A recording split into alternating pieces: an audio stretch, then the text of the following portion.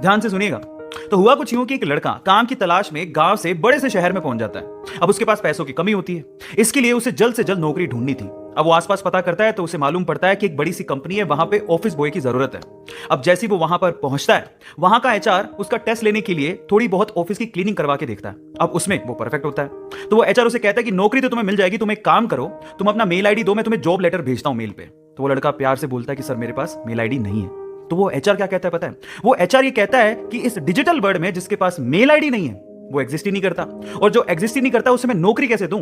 तुम यहां से जा सकते हो, मैं तुम्हें नौकरी नहीं दे सकता। वो लड़का निराश हो जाता है, लेकिन सर्वाइव तो करना था। गांव से आखिरकार घर छोड़ के आया है, उसके जेब में ना 100 रुपए थे। अब वो क्या करता है, सामने उसे एक सुपरमार्केट दिखाई देता है, वो वहां पे जाता है और सुपरमार्केट से 100 रुपए में टमाटर खरीदता है और घर घर जाकर उन टमाटरों को बेचता है, और 100 रुपए से उसके पास 200 रुपए इकट्ठे हो जाते हैं। अब वो बैठ के सोचता है कि यहां पर शहर में जो लोग हैं ना, वो इतने व्यस्त हैं कि वो सुपरमार्केट जाके शायद टमाटर भी नहीं खरीद सकते या रोजमर्रा की चीजें नहीं खरीद सकते। अब उसने ये सोच लिया और ये समझ लिया कि यहां पर पैसा कमाना आसान है, तो वो डेली ये काम करता, जाता सुपरमार्केट, सामान खरीदता, घर घर जाके बेचता। धीरे धीरे करके उसने 1-2 लड़के भी रख लिए। ऐसे करके बिजनेस बढ़ते चले गया और फिर उसने अपना एक ट्रक भी खरीद लिया। फिर वो आसपास के गांव से सब्जियां लेके आता और वहां पर बेचता। ऐसे करके वो बंदा 1-2 साल के अंदर ही मिलियनर बन गया। अब एक बार क्या हुआ कि कोई पॉलिसी बेचने वाला, जो फैमिली पॉलिसी बेचता था, वो उसके घर आया और सारा पॉलिसी का फॉर्म भरवा के उससे कहता है कि सर आप अपना मेल आईडी दीजिए, मैं आपकी पॉलिसी को कंफर्म कराता हूं कंपनी से। तो वो बंदा फिर से कहता है कि मेरे पास मेल आईडी तो नहीं है। तो वो पॉलिसी वाला जो पॉलिसी बेचने आया था, वो इस बंदे को कहता है कि सर इस डिजिटल वर्ल्ड में अगर आपके पास मेल आईडी होता तो आप कहां के कहां होते, आपका बिजनेस कहां का कहां पहुंच जाएगा, सर मेल आईडी तो रखिए। तो फिर वो प्यार से जवाब देता है कि अगर मेरे पास मेल आईडी होता ना, तो आज मैं किसी बड़ी सी कंपनी में ऑफिस बॉय की नौकरी कर रहा होता। इसलिए आपके पास अगर रिसोर्सेज नहीं है तो उसका रोना बंद करिए और आपके पास जो है उसकी कीमत को समझिए और वहीं से ही पैसे कमाने की और आगे बढ़ने की कोशिश करिए, रास्ता अपने आप मिलेगा। मैंने देखा था कि टिकटॉक एक बहुत बड़ा मार्केट कैप्चर करके बैठा हुआ था, बहुत मिलियंस में उन्होंने पैसा कमाया था और इतना बड़ा मार्केट है माइक्रो वीडियोस का। और मैंने बहुत सारी स्टडी की थी, मुझे लगा कि यार ऐसे थोड़ी फेसबुक छोड़ देगा या फिर यूट्यूब वाले छोड़ देंगे, इंस्टाग्राम वाले छोड़ देंगे प्लेटफॉर्म को, कोई ना कोई तो लेके आएगा। खबरें थी अंदर से, बट सॉलिड उस टाइम पे सबसे पहले इंस्टाग्राम ने स्टार्ट किया था। और पर मुझे ज़्यादा फैसिनेटिंग हमेशा यूट्यूब ही लगा। मैंने कहा यहाँ पे डालते रहते हैं, देखा जाएगा। बट मुझे नहीं पता था कि रातों रात चैनल और वीडियोस इतने ज़्यादा चल जाएंगे। टचवुड उस टाइम पे मैं मेरे खुद के घर पे, ज़िंदगी का जो पहला घर था उसमें मैंने शिफ्ट किया। तो शिफ्ट करे 2 ही दिन हुए थे और हमें पता लगा कि हमारा चैनल दौड़ रहा है। मैंने कहा दौड़ रहा है, दौड़ ही रहा होगा। दौड़ने के बाद पता लगा वो तो उड़ रहा है।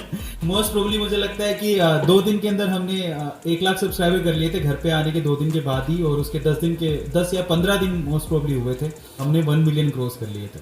तो सिल्वर और गोल्डन प्ले बटन एक साथ ही हमें मिल गई थी, उसके बाद उन दोनों को एक साथ ही खोला था। सबसे ज़्यादा टाइम खराब होता है जब आप ये अट्रैक्शन में पड़ जाते हो। तो पहला तो एम ये होता है कि कैसे भी उससे फ्रेंडशिप हो जाए, उसका नंबर मिल जाए। जब नंबर मिल जाता है तो बस उसी से बातें ही बातें चल रही हैं, इधर से उधर, उधर से उधर। उन बातों में बेमतलब की बातें चल रही हैं जिसका कोई मतलब नहीं है। बाद में फाइनली बातें भी खत्म हो गई, कुछ बचा नहीं बात करने को, फिर भी फोन पे लगे हुए हैं, है ना। सारी बातें खत्म हो गई, सब जान लिया, फिर भी फोन पे चिपके हुए हैं, है ना। रात को 12-12, 1-1 बजे तक बात हो रही है, लंबी लंबी बात हो रही है। बात ही नहीं हो रही है, बस वो पिलो पे लेटे हुए हैं फोन रख के और सिर्फ सांसों सांस, बस वही सुनाई दे रहा है। पर सुनाई दे रहा है तो मजा आ रहा है। तो ऐसे करके कितना टाइम खराब होता है। और मैंने ऐसे भी बच्चे देखे हैं, ठीक है, कुछ तो घर पे ही है, तो वो क्या करते हैं, बुक रखी है सामने और लगे हुए फोन पे। मतलब ऐसा क्या मतलब है उस पढ़ाई का, कुछ निकलने वाला तो है नहीं। तो ओवरऑल आप इन सब चीजों में ना अपना समय बहुत बर्बाद कर रहे होते हो और इनफैक्ट आपका पढ़ाई में मन लगता नहीं। आप सिर्फ ये सोचते हो कि कब फोन आएगा, अच्छा उसका बर्थडे आ रहा है, अच्छा उसको मूवी लेके जाऊंगा, ये करूंगा, वो करूंगा। लड़कियां भी अपना टाइम खराब कर रही होती है उस रिलेशनशिप के चक्कर में। तो समय बहुत बर्बाद होता है।